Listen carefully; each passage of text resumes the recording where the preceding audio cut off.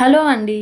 Welcome to mini vlog. ఈరోజైతే మనం కరివేపాకు రైస్ అనేది చేస్తున్నాం అనమాట. దానికోసం ఏంటంటే ఫస్ట్ ప్యాన్ పెట్టుకొని అందులో కొంచెం ఆయిల్ వేసుకొని సో వేరుశెనగుళ్ళు అలాగే ఎండుమిర్చి వేస్తున్నాము. సో మనకు కరివేపాకు ఇది ఇందులో మెయిన్ ఇంగ్రీడియంట్ కాబట్టి సో పచ్చి కరివేపాకు వేసి కొద్దిసేపు ఫ్రై చేసుకోవాలన్నమాట. అది సిమ్ములో పెట్టాలి. మొత్తం కరివేపాకు అనేది క్రిస్పీ కావాలి. అలా క్రిస్పీగా అవుతేనే మనకి కరివేపాకు రైస్లో మంచి ఫ్లేవర్ అనేది యాడ్ అవుతుంది.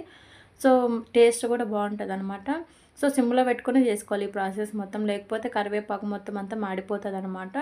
సో కరివేపాకు హెల్త్ బెనిఫిట్స్ కూడా మీకు తెలుసు. సో అలాగే హెయిర్ ఫాల్ కూడా మంచిగా తగ్గుతుందన్నమాట. సో అందుకనే కరివేపాకు అనేది తినాలి. కానీ మనం ఏం చేస్తామంటే కర్రీస్లో అలా వేసుకుంటే కరివేపాకు కానీ ఏదైనా కానీ పక్కన పెట్టేస్తాం కదా. ఇలా చేసుకుంటే ఏంటంటే కరివేపాకు మొత్తం మిక్సీ అయిపోతుంది కాబట్టి మనకేంటంటే కరివేపాకు తిన్న అనే ఫీలింగ్ కూడా ఉండదన్నమాట. సో హెల్త్కి హెల్త్ అలాగే టేస్ట్ కూడా బాగుంటుంది.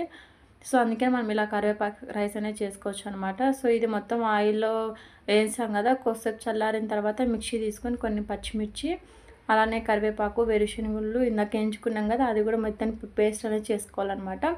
ఫస్ట్ మిక్సీలో వేసిన తర్వాత ఏంటంటే కొంచెం బరగ్గా వస్తుంది. నెక్స్ట్ కొన్ని వాటర్ వేసుకొని మెత్తని పేస్ట్ అయితే చేసుకోవాలన్నమాట. నెక్స్ట్ ప్యాన్ పెట్టుకొని మళ్ళీ ఇప్పుడు పోపు వేసుకుంటాము. సో మనకు లెమన్ రైస్లో పోపు వేస్తే టేస్ట్ ఉంటుంది కదా, అలానే ఇందులో కూడా మంచిగా పోపు వేసుకుంటేనే టేస్ట్ అనేది ఎన్హాన్స్ అవుతుంది. దీనికోసం ఏంటి అంటే మొన్న వేరుశెనగుళ్ళు ఎక్కువ వేసుకుంటున్నాను. సో ఇవి వేస్తే ఏమవుతుందంటే వేరుశెనగుళ్ళు కొంచెం టేస్ట్ కూడా బాగుంటుంది.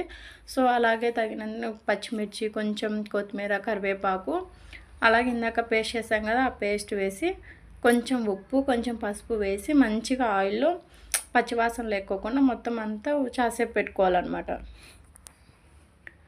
5 to 7 మినిట్స్ పెడితే ఏమవుతుందంటే అది పచ్చివాసన పోయి మంచి ఫ్లేవర్ యాడ్ అవుతుంది అనమాట.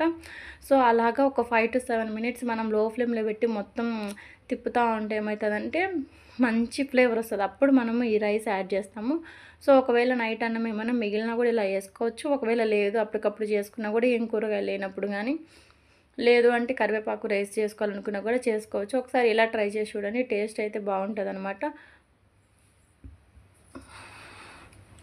సో మీకు ఇంకా ఏమైనా వంటలు కావాలంటే నాకు ఒకసారి కామెంట్ చేయండి. మీరు కామెంట్ చేస్తే నేను ఏ వంట చేయాలనేసి చూసి అది కమెంట్కి రిప్లై ఇస్తాను. అలాగే ఆ వంటలు కూడా చేస్తాను. మన వీడియోస్ నచ్చితే ఒక చిన్న లైక్ అయితే ఇచ్చుకోనండి. ఓకేనా? Bye. Thank you so much. Bye. మా ఇంట్లో వాళ్ళైతే బాగుందనేసి మొత్తం అయితే తినేసారనమాట. మీరు కూడా ఒకసారి ట్రై చేసి చెప్పండి. బాయ్.